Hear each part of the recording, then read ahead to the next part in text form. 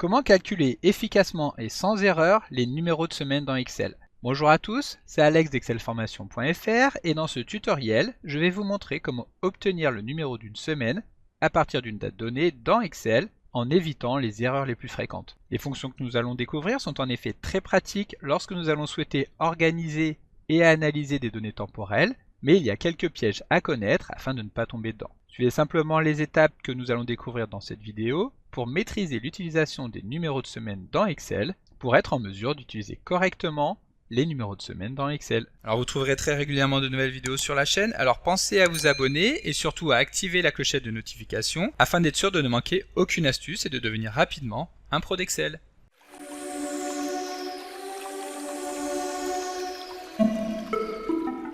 Comme d'habitude, si vous voulez être sûr de bien comprendre tout ce que nous allons voir dans le cadre de cette vidéo, vous pouvez télécharger le support de ce tutoriel ainsi que son corrigé en suivant le lien disponible dans la description de la vidéo, ce qui vous permettra de réaliser les opérations en même temps que moi pour bien comprendre tout ce que nous allons voir dans cette vidéo. Alors comme nous venons de le voir dans l'introduction de ce tutoriel, nous allons maintenant découvrir comment obtenir le numéro de la semaine qui correspond à une date donnée. Et pour cela, Excel nous met à disposition deux fonctions. La première de ces fonctions, no.semaine, qui suit le système de comptage des semaines utilisé aux États-Unis, lequel ne suit pas tout à fait celui utilisé en France et dans d'autres pays européens. Pour remédier à cette différence, Excel a donc introduit à partir d'Excel 2013 une nouvelle fonction appelée no.semaine.iso. Cette fonction a été créée pour respecter la norme ISO 8601 du comptage des semaines, qui est donc largement adoptée en Europe. Cette norme prévoit en effet que la première semaine de l'année doit avoir au moins 4 jours pour être attachée sur cette année. En d'autres termes, les jours du week-end, qui incluent le vendredi, le samedi et le dimanche, ne seront pas considérés comme appartenant à la première semaine d'une année donnée, contrairement au système de comptage utilisé en Amérique du Nord, où les numéros de semaine vont commencer dès le 1er janvier, quel que soit le jour de la semaine. Cette différence entre le comptage des semaines en Europe et aux États-Unis sera donc une source d'erreur dans le cadre d'un calcul de numéro de semaine pour les années pour lesquelles la première semaine n'a pas encore 4 jours complets, c'est-à-dire pour lesquelles le 1er janvier va tomber soit un vendredi, soit un samedi ou soit un dimanche. Voilà, donc pour commencer, je vous propose de découvrir la fonction no.semaine. Cette fonction permet, comme nous venons de le voir, d'obtenir le numéro de la semaine à partir d'une date donnée. Et donc elle est utilisée pour effectuer des calculs et des analyses qui sont basées sur des semaines, telles que des rapports hebdomadaires, des planifications ou encore pour de la gestion de projet. La fonction no.semaine s'utilise alors de la manière suivante. Ici donc nous sélectionnons la cellule B9 et nous allons souhaiter connaître le numéro de la semaine qui correspond au 1er janvier de l'année 2023. Pour cela donc nous appelons la fonction no.semaine et nous passons en argument la date pour laquelle nous allons vouloir connaître ce numéro. Ensuite, nous validons, et donc ici, comme je vous l'ai expliqué, conformément au système américain, Excel va nous informer que le 1er janvier de l'année 2023 correspond à la première semaine. Ensuite, comme vous avez pu le voir lorsque nous avons saisi donc cette formule, Excel nous a indiqué ici que la fonction no.semaine comprend également un deuxième argument qui est facultatif et qui s'appelle type de renvoi. Cet argument permet de spécifier le système de comptage des semaines à utiliser, c'est-à-dire quel est le premier jour qui va permettre de déterminer le type de semaine. Par défaut, lorsque ce paramètre est omis, Excel va donc utiliser le système de comptage des semaines basé sur les normes américaines, c'est-à-dire en considérant des semaines qui vont commencer le dimanche et qui vont donc se terminer le samedi.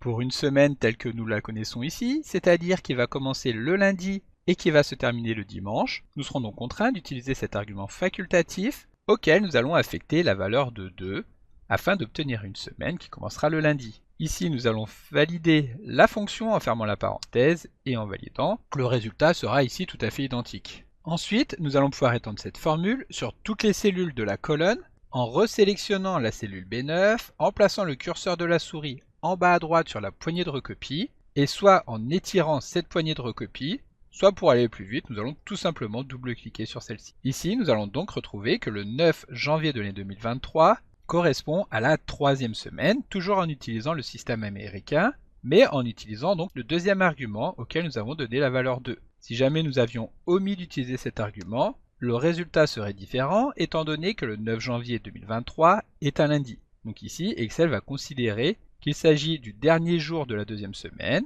mais si nous remettons cet argument, il s'agira donc du premier jour de la troisième semaine de l'année. Et donc pour finir sur cette fonction no.semaine, comme vous pouvez le constater, systématiquement le 1er janvier de toutes les années, que ce soit l'année 2023 ou l'année 2024, sera donc la première semaine de l'année. Voilà, donc maintenant explorons la deuxième fonction qui est la fonction no.semaine.iso. Cette fonction permet, comme nous venons de le voir à l'instant, elle aussi d'obtenir le numéro de la semaine à partir d'une date donnée, mais en respectant les règles spécifiques de la norme ISO 8601 pour le calcul des semaines. Cette fonction no.semaine.iso va s'utiliser exactement de la même manière que la fonction no.semaine que nous venons de voir à l'instant, sauf que celle-ci n'a pas d'argument facultatif. Par défaut, elle va en effet considérer qu'une semaine commence le lundi et qu'elle se termine le dimanche. Ensuite, donc le seul argument que nous allons saisir ici est la date pour laquelle nous allons vouloir connaître le numéro de la semaine. Encore une fois, il s'agira donc de la valeur de la cellule A9. Ici, nous allons valider, et étant donné que le 1er janvier de l'année 2023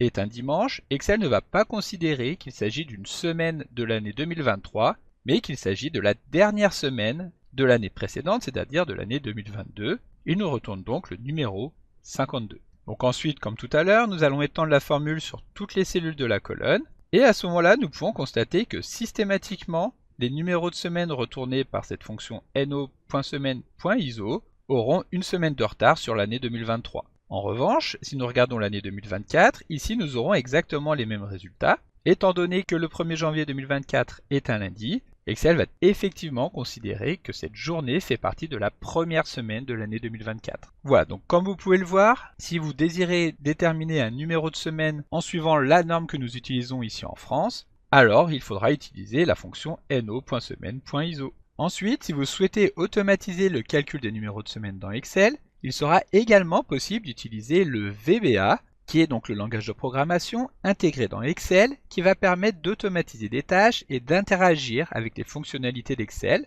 langage que vous devez bien connaître si vous avez l'habitude de suivre les vidéos de la chaîne. Ici, comme d'habitude, nous n'allons utiliser que des fonctionnalités simples de ce langage pour que le tutoriel soit facilement compréhensible par tous. Et si jamais vous souhaitez en savoir davantage, vous pourrez bien entendu découvrir mon livre dédié à la découverte de VBA pour les grands débutants en suivant le lien disponible dans la description de la vidéo. Voilà, donc pour obtenir le numéro de la semaine en utilisant VBA, nous allons tout d'abord devoir ouvrir l'éditeur de code VBA, qui est donc VBE pour Visual Basic Editor, et qui est l'application qui permet de créer, modifier, mais également de lancer des macros VBA. Pour lancer cet éditeur, la méthode la plus simple et la plus rapide consiste à utiliser le raccourci clavier Alt plus F11. VBE va alors s'ouvrir et nous allons nous retrouver directement dans le projet sur lequel nous étions en train de travailler, c'est-à-dire le classeur Excel, calcul des numéros de semaine. Pour commencer, et pour pouvoir créer notre macro, nous allons tout d'abord devoir insérer un nouveau module, en nous rendant dans le menu Insertion et en cliquant sur Module.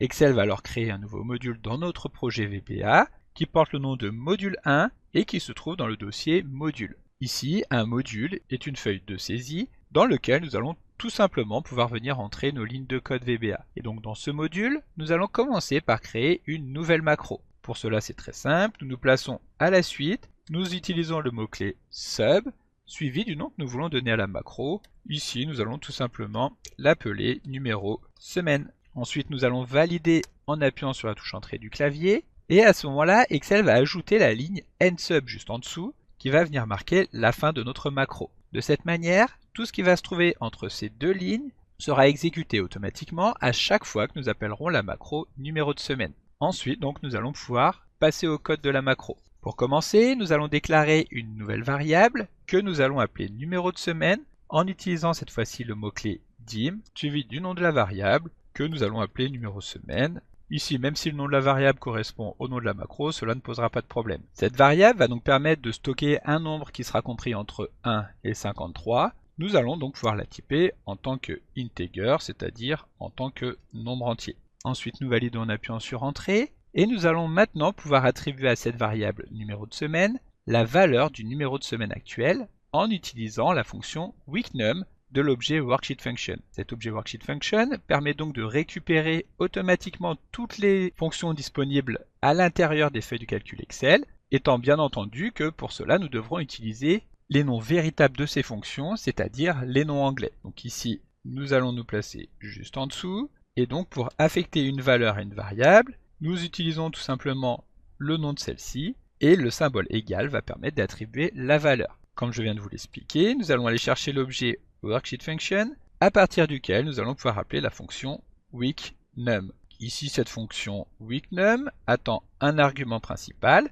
qui est donc la date pour laquelle nous allons vouloir extraire le numéro de la semaine. Pour obtenir donc la date du jour, il suffit tout simplement d'appeler la fonction date. Cela étant fait, une fois qu'Excel a bien récupéré le numéro de la semaine grâce à la fonction weekNum, qui est donc l'équivalent de la fonction no.semaine, nous allons pouvoir l'afficher dans une notification en utilisant l'instruction msgbox. Ensuite, il suffit de saisir entre guillemets le texte que nous voulons afficher, donc numéro de la semaine en cours, deux points. Et grâce à une esperluette, nous allons pouvoir concaténer directement à la suite de ce texte la valeur de la variable numéro semaine. Et voilà, notre macro est terminée. Nous pouvons appuyer sur la touche F5 pour lancer la macro. Et donc Excel nous informe que la date du jour, le 26 mai 2023, correspond à la 21e semaine de cette même année 2023. Comme je vous l'expliquais, weekNum correspond à l'équivalent en VBA de no.semaine. Si nous le souhaitons, nous pouvons donc utiliser l'argument facultatif qui porte le nom ici de arg2, c'est-à-dire argument numéro 2, mais que dans Excel nous avions découvert sous le nom type de retour. Ici, donc, pour utiliser une semaine française, nous utilisons la valeur 2 afin de commencer le lundi. Nous appuyons à nouveau sur F5. Ici, bien entendu, nous aurons le même résultat, étant donné que nous sommes un vendredi. Si nous avions été un dimanche ou un lundi, là par contre, le résultat aurait été différent. Voilà, donc nous revenons dans notre macro. Et si nous souhaitons utiliser plutôt l'équivalent de la fonction no.semaine.iso, qui permettra donc de respecter la norme ISO 8601, il suffira tout simplement d'utiliser la fonction ISO weekNum à la place de la fonction weekNum. Ici, bien entendu, comme tout à l'heure, nous allons supprimer le deuxième argument. Et si nous appuyons sur F5, nous aurons cette fois-ci le numéro de semaine 21 qui va correspondre au décompte des semaines tel que nous l'utilisons en Europe. Alors une dernière petite information concernant donc les macro-commandes en général dans Excel. Si vous souhaitez que Excel puisse enregistrer la macro afin de la retrouver lorsque vous aurez fermé votre classeur, il faudra enregistrer celui-ci en tant que fichier XLSM, c'est-à-dire en tant que classeur Excel capable d'enregistrer des macros. Sans quoi, lorsque vous allez tenter de fermer votre classeur, Excel va vous afficher un message pour vous informer que si vous conservez le format XLSX, alors toutes les données intégrées dans votre projet VBA seront tout simplement perdues car non enregistrées. Donc comme d'habitude, vous pouvez télécharger le support de secours en suivant le lien que vous trouverez dans la description de la vidéo. Si la vidéo vous a plu, n'oubliez pas de la liker et de la partager à vos collègues et amis sur l'ensemble de vos réseaux sociaux. Et vous pouvez également me laisser vos impressions dans l'espace des commentaires, je lirai chacun d'entre eux et y répondrai avec plaisir. Évidemment, si ce n'est pas encore fait, abonnez-vous à la chaîne pour ne manquer aucune astuce. C'est également très important pour m'aider à gagner en visibilité afin de pouvoir développer la chaîne et continuer de vous proposer des tas de nouvelles vidéos. Merci d'avoir suivi cette vidéo et à très bientôt pour un prochain tuto.